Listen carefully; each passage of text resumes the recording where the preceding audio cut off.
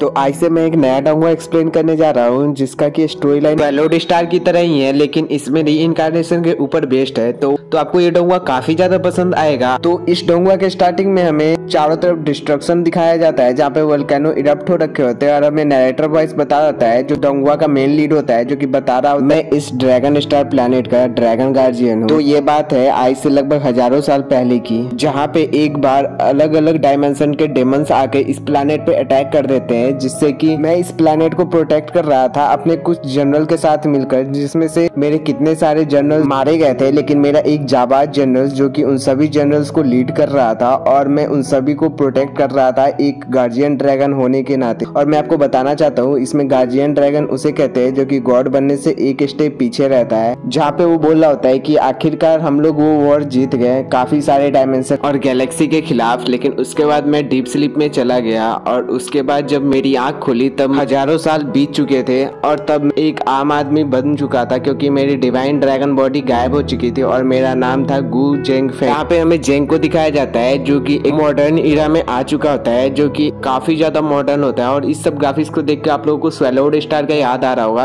और हाँ, फ्यूचर में जाके इन दोनों का कनेक्शन भी, जो कि मुझे लगता है मैं ज्यादा स्पॉइल नहीं करना चाहता। उसके बाद हमें पहाड़ी इलाके का सीन दिखाया जाता है जहाँ पे उन्हीं सभी सोल्जर्स का मकबरा बना हुआ होता है जो कि आज से हजारों साल पहले उस सेनलॉक ड्रैगन स्टार प्लेनेट के युद्ध में शहीद हो गए थे। और वहीं पे हमारा जेन आता है और उन सभी मकबरों को देखने लगता है, जहाँ पे वो अपने उसी सेनापति को देख रहा होता है जो कि उस युद्ध में सभी बाकी सोल्जर को लीड कर रहा होता है, जिसका कि वहाँ पे सबसे बड़ा मकबरा बना हुआ होता है और उसके आसपास में बाकी के सभी शहीद सोल्जर्स का मकबरा बना हुआ होता है, जहाँ पे जेन अपने प्रीवियस लाइफ को याद कर रहा होता है। जहाँ पे वो सेनापति, जब जेन अपने ड्रैगन फॉर्म में होता है और वो घायल हो चुका होता है, तो वो सेनापति उससे बोलता है कि ड्रैगन लॉर्ड आप यहाँ से चले जाइए, तब तक के लिए हम यहाँ संभाल लेंगे। लेकिन तब तक वहाँ पे वो जेन था जो कि ड्रैगन फॉर्म में था अपने, वो वहीं पे गिर जाता है और उसके बाद दिखाते कि वो काफी ज्यादा घायल होता है। लेकिन वो सेनापति क्वीन वहाँ पे थोड़े बचे हुए अदर गैलेक्सी के वॉरियर से लड़ रहा होता है। और उसके बाद प्रेजेंट टाइम का सीन दिखाते हैं जहाँ पे जेन आगे के साइड बढ़ रहा होता है। तभी जेन को अपने उसी सेनापति का मकबरा दिखता है, जिसे देखने के बाद उसे अपने सेनापति का याद आ जाता है। और उसके बाद वहीं पे वो एक लड़की को खड़ा हुए दिखता है जो कि उसी मकबरे के सामने खड़ी होती है, जहाँ पे जेंग आगे के साइड जा रहा होता है। और तभी हमें उस लड़की का नाम ये जियांग जुई बताया जाता है और मैं इसे जुई बोलूंगा। जहाँ पे जुई उसी मेमोरियल के सामने प्रार्थना कर रही होती है कि वो इविल ड्रैगन कभी वापस ना आ पाए, जिसके कारण हमारा सेनलॉक स्टार प्लेनेट बर्बाद होने वाला था। इवन कि हमारे इतने सारे वॉरियर मारे गए, तो अगर अब कभी भी वो इविल गार्जियन ड्रैगन वापस आता है तो हम सभी लोग मिलकर उसे मार देंगे। जहाँ पे ये सब बातें सुनने के बाद जेन बोल रहा होता है कि तुम्हें क्या पता है उन वॉरियर्स और उन ड्रैगन के बीच के रिश्ते के बारे में। जहाँ पे जुई पीछे के साइड गुस्से में घूम के बोलती है कि आखिर तुम होते कौन हो ये सब बोलने वाले। वो इविल गार्जियन ड्रैगन ही था जिसके कारण हमारे सेनलॉक ड्रैगन स्टार प्लेनेट के इतने सारे वॉरियर मारे गए और हमारे एंसेस्टर क्वीन भी मारे गए थे। जिसे सुनने के बाद सेंग काफी गुस्सा हो जाता है और बोलता है क्या तुम इस बारे में श्योर हो, तुम्हें कुछ पता भी है? उसी ड्रैगन सेनलॉक ने ड्रैगन स्टार प्लेनेट को बचाया था और लाखों हजारों सैनिकों को बचाया था। जिसे सुनने के बाद जिन गुस्सा हो जाती है और बोलती है कि आखिर तुम होते कौन हो उस इविल ड्रैगन का साथ देने वाले और उसकी तरफदारी करने वाले, आखिर तुम उसका नाम साफ करना क्यों चाहते हो? तो जिसपे जेन बोलता है कि मैं उसका नाम साफ नहीं कर रहा, मैं तो सच बोल रहा हूँ। आखिर यूं ही सब उन्हें गार्जियन ड्रैगन नहीं बुलाया करते थे। और हाँ, अगर तुम उन्हें इतना ही हेट करते हो तो आखिरकार तुम उसी गार्जियन ड्रैगन की चीज अपने साथ क्यों रखते हो? जिसे सुनने के बाद जियांगजू काफी गुस्सा हो जाती है और बोलती है क्या पागलों जैसी बातें कर रहे हो तुम? जिसे सुनने के बाद जेंग बोलता है कि तुमने जो अपने गले में पहन रखा है वो ड्रैगन ब्लड स्टोन है। जिसे सुनने के बाद जियांगजू काफी ज्यादा चौंक जाती है और बोलती है मेरी जासूसी कर रहे हो, तुम हो कौन और तुम मुझे इन्वेस्टिगेट करते मेरे पीछे पीछे यहाँ तक आए? जिसपे जेंग बोलता है तुम अपने आप को इतनी अहमियत मत दो, मैं तुम्हारा पीछा नहीं कर रहा था। और हाँ, ये जेड ड्रैगन कोई और ना पहचान सके लेकिन ये मेरी आंखों से नहीं बच सकता। जिसपे जियांगजू काफी ज्यादा चिढ़ जाती है और उसके बाद जेन बोलता है ये सब बातें छोड़ो, तुम मुझे ये बताओ कि आखिर सभी लोग गार्जियन ड्रैगन को मारना क्यों चाहते हैं और इसे इतनी नफरत क्यों करते हैं? जिसपे जियांगजू बोलती है कि तुम अपनी आंखों का ख्याल रखो और मैं तुम्हारी किसी सवाल का जवाब नहीं देना चाहती और अभी से उस इविल गार्जियन ड्रैगन के बारे में बात मत करना, वरना किसी ने सुन लिया तो ये तुम्हारे लिए अच्छा नहीं होगा। और यही बोलते हुए वो यहाँ से चली जाती है। जहाँ जेन सोच रहा होता है कि आखिरकार इन सालों में क्या हुआ जो कि सभी लोग मुझे मारना चाहते हैं और इसके पीछे किसका षड्यंत्र है। मैंने जिस सेनलॉक ड्रैगन स्टार प्लेनेट को बचाने के लिए अपनी जान दे दी, वहीं के लोग अब मुझे मारना चाहते हैं। मैं इस सब का पता लगा कर रहूंगा। और उसके बाद हमें एक एकेडमी का सीन दिखाया जाता है जो कि इस कॉन्टिनेंट का सबसे बड़ा एकेडमी होता है, जिस एकेडमी का नाम ड्रैगन किंग एकेडमी होता है। और वहाँ पे काफी सारे स्टूडेंट को दिखाया जाता है जो कि इस कॉलेज को देखकर बोल रहे होते हैं कि ये यहाँ का सबसे टॉप कॉलेज है। जहाँ पे हमें जेन को दिखाया जाता है, जहाँ पे जेन बोल रहा होता है कि इस कॉलेज के स्टूडेंट तो काफी ज्यादा टैलेंटेड है। मुझे याद है कि मैंने आज से काफी टाइम पहले जनरल क्वीन को बोला था इस तरह के ड्रैगन अकेडमी के बारे में और काफी खुश हो जाता है। तभी वहीं पे हमें दाई वेई को आते हुए दिखाया जाता है जो कि आते हुए बोलता है कि क्या तुम ही गु जेंग फेंग हो। जहाँ पे जेन बोलता है कि हाँ। जहाँ पे दाई वेई बोल रहा होता है कि मेरा नाम दाई वेई है, तुम मुझे डेविड बुला सकते हो, मैं यहाँ के वाइस प्रेसिडेंट का सेक्रेटरी हूँ और वाइस प्रेसिडेंट ये ने आपको अंदर बुलाया है। उसके बाद जेन डेविड के साथ अंदर चला जाता है। जहाँ पे अंदर के साइड जाते डेविड बोल रहा होता है कि कुछ टाइम यहाँ पे आप वेट करिए, तब तक प्रेसिडेंट ये यहाँ पे आ जाते हैं और हाँ यहाँ पे किसी भी चीज को छूना नहीं, वरना अगर डीन ये गुस्सा हो गए तो तुम्हें कोई भी नहीं बचा सकता है, क्योंकि उन्हें गंदगी से एलर्जी है और उनके सामान को बिना उनके परमिशन के कोई टच करे ये उनको बिल्कुल भी पसंद नहीं। और ये बोलते ही वो वहाँ से चला जाता है। जहाँ जेन सोच रहा होता है कि ये आदमी थोड़ा अजीब था। उसके बाद जेन वहाँ पे रखे सभी चीजों को बड़ी गौर से देखने लगता है और तभी उसे एक चीज दिखती है, जिसे देखने के बाद वो बोलता है कि ये तो किलिंग फॉर्मेशन है और वो भी फेंग फ्री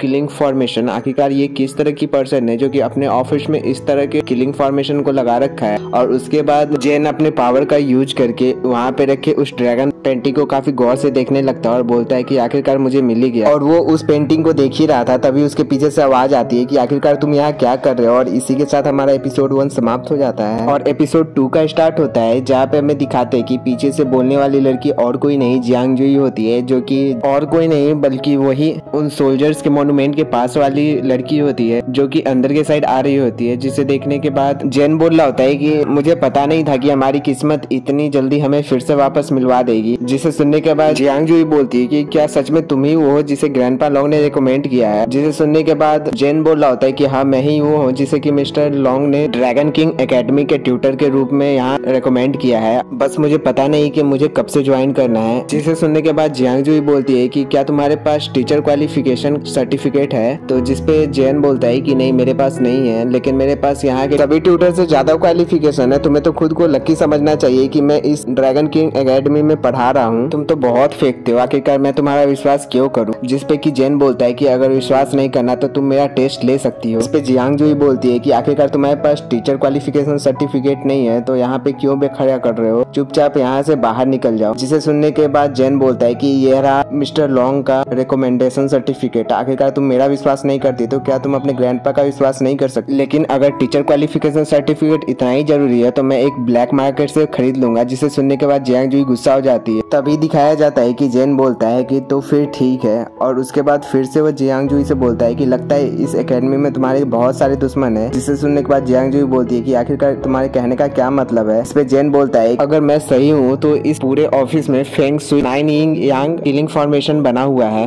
अगर यहाँ पे ये ड्रैगन पेंटिंग नहीं होती तो ये फॉर्मेशन इस पूरे ऑफिस को ही तबाह कर देता और ये तुम्हें भी हानि पहुंचा सकता था। और जिसके बाद वो बोलता है कि लेकिन इस पेंटिंग में अभी भी कुछ कमी है, ये बस फेंग शुई फॉर्मेशन के किलिंग इंटेंट को सिर्फ दबा रहा है लेकिन उसे खत्म नहीं कर रहा। जिसे सुनने के बाद जियांग जुई बोलती है कि आखिरकार मैं तुम्हारा विश्वास कैसे कर लूं। जिसे सुनने के बाद जेंग बोलता है कि अब लगता है तुम्हें दिखाना ही पड़ेगा कि मैं क्या क्या कर सकता हूँ। और उसके बाद वो अपने दांतों से अपने उंगली को काट कर अपना ब्लड निकाल के उस ड्रैगन के आई में लगा देता है। जिसे देखने के बाद जियांग जुई फिर से गुस्सा आ जाती है और बोलती है कि आखिरकार तुम्हारी हिम्मत कैसे हुई इस पेंटिंग को खराब करने की। लेकिन तभी उस ड्रैगन पेंटिंग की आई ग्लो करने लगती है और तभी वो ड्रैगन पेंटिंग कंप्लीट हो जाती है और वो लोग अलग डायमेंशन में आ जाते हैं जो कि उसी कमरे में होता है। और तभी वहाँ पे दिखाया जाता है कि वो फॉर्मेशन अनलॉक हो जाता है, जहाँ पे उसकी जो किलिंग इंटेंट रेगुलर अनलॉक रहती थी वो सप्रेस के बजाय पूरी तरह खत्म होने लगती है। क्योंकि वहाँ पे जो एक ड्रैगन निकलता है जो कि वही जेंग का पिछला वर्जन वाला ड्रैगन सोल का एक छोटा सा अंश होता है, जो कि उस पूरे फॉर्मेशन को कंप्लीट कर देता है और उसमें जो गलतियां होती है उसे पूरी तरह समाप्त कर देता है। जिसे देखने के बाद जियांग जुई भी काफी ज्यादा शॉक हो जाती है और जहाँ पे जेन बोलता है तो ये पूरी तरह कंप्लीट हो गया, तो क्या अब तुम मुझ पे विश्वास करती हो। जिसपे जियांग जुई बोलती है कि आखिरकार तुमने ये कैसे किया, क्या तुम फेंग शुई मास्टर हो। इस पे जेन बोलता है कि नहीं, फेंग शुई में तो सिर्फ मेरा थोड़ा सा इंटरेस्ट था, लेकिन मैं सच बोलूं तो मैं हर चीज कर सकता हूँ। मैं सर्वशक्तिमान हूँ। तो क्या अब तुम मुझे ड्रैगन किंग एकेडमी का डायरेक्टर बनाने का सोच रही हो? जिस जियांग जुई बोलती है कि सपने देखना बंद करो, तुम्हें इस टीचर असेसमेंट को पास करना पड़ेगा यहाँ के ट्यूटर बनने के लिए। अगर तुम्हारे पास टीचर क्वालिफाइंग सर्टिफिकेट नहीं है तो, जिसपे कि जेंग तैयार हो जाता है और उसके बाद हमारा सीन शिफ्ट होता है और एक हॉल का सीन दिखाया जाता है जहाँ पे एक पर्सन खड़ा होता है जिसका नाम लियूजू दिखाया जाता है, जहाँ पे जियांग जुई बता रही होती है कि ये हमारे एकेडमी के 4 ग्रेट इल्डर में से एक है। जहाँ पे इल्डर जू नीचे के साइड आ रहे होते हैं, जियांग जुई बोलती है कि ये गु जेंग फेंग है जो कि यहाँ का ट्यूटर बनने वाला है, जिसे कि मेरे ग्रैंडफादर लॉन्ग ने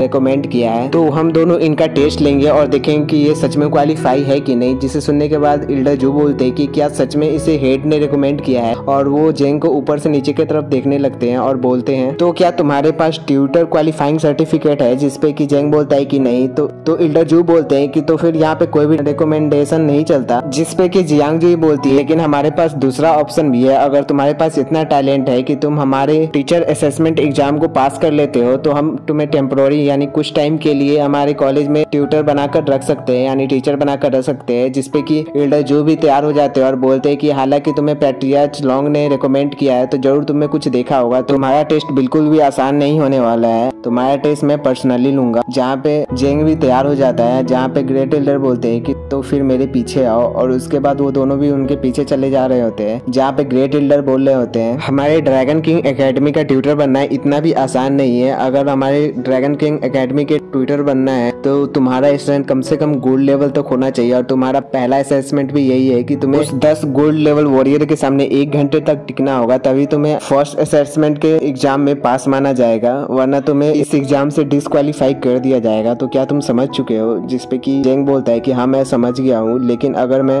उन्हें मुझ पे वॉर करने से पहले मैं ही उन्हें समाप्त कर दूं तो क्या इसमें मैं क्वालिफाई माना जाऊंगा? इसे सुनने के बाद इल्डर जू और दोनों लोग काफी ज्यादा शॉक हो जाते हैं, लेकिन वहाँ पे इल्डर जू तैयार हो जाते हैं। जिसे सुनने के बाद जेंग बोलता है कि तो ठीक है मैं अंदर जा रहा हूँ। जहाँ पे जेंग को दिखाया जाता है वहाँ पे प्रोजेक्टर के बीच में खड़ा होता है और वो वहाँ के टेक्नोलॉजी को देख के काफी ज्यादा खुश हो रहा होता है, और तभी उसके सामने काफी सारे मॉन्स्टर वहाँ के टेक्नोलॉजी से आने लगते हैं। जिसे देखने के बाद जेंग बोलता है कि विश्वास नहीं हो रहा कि सेनलॉक ड्रैगन स्टार प्लैनेट इतना इवॉल्व कर गया है बस कुछ ही 1000 सालों में। तो चलो अब मेरे पास मेरी बची हुई पावर को टेस्ट करने का मौका आ गया है। जहाँ पे वो अपने उंगलियों को चटका रहा होता है तभी वो सभी मॉन्स्टर जेंग पे अटैक कर देते हैं, जिसे वो दोनों भी देख रहे होते हैं। जहाँ पे इल्डर जू बोलते हैं कि आखिरकार फादर इन लॉ यानी मिस्टर लॉन्ग की बात हो रही है, आखिर उन्हें इस तरह का कमजोर पर्सन कहाँ से मिल गया जो कि एक सिंगल स्ट्राइक को ब्लॉक नहीं कर सकता। तभी उनका नजर सामने चल रहे स्क्रीन पे पड़ता है और वो चौंक जाते हैं। तभी दिखाते हैं कि जेंग अपने थंडर मैजिकल पावर का यूज करके उन सभी के बीच से बाहर आ चुका होता है। जिसे देखने के बाद जियांग जुई बोलती है कि आपको ग्रैंडफादर के डिसीजन पे इतना जल्दी रिएक्ट नहीं करना चाहिए। तभी हमें जेंग को दिखाते हैं जो कि बोल रहा होता है कि अब चलो मुझे तुम्हारे साथ प्रैक्टिस करने दो। तभी वो वहाँ पे एरो फेंक के मारता है जिससे कि वो एक ही स्ट्राइक में वो मॉन्स्टर ढेर हो जाता है। जिसे देखने के बाद इल्डर जू चौंक जाते हैं और बोलते हैं कि ये तो लीजेंड मैजिक है यानी थंडर मैजिक है, आखिर ये थंडर मैजिक भी यूज कर सकता है। उसके बाद हमें दिखाते हैं जेंग को जो कि अपने इसी थंडर पावर से स्वॉर्ड बना लेता है और उन्हीं सभी से काफी तगड़ी तरह से लड़ रहा होता है। वो एक ही स्ट्राइक में दो मॉन्स्टर को ढेर कर रहा होता है और उसके बाद अपने लास्ट अटैक में बचे हुए सभी मॉन्स्टर को खत्म कर देता है। जिस स्वॉर्ड टेक्निक को देखने के बाद इल्डर जू काफी चौंक जाते हैं और बोलते हैं ये तो काफी हाई लेवल का स्वॉर्ड इंटेंट है जो कि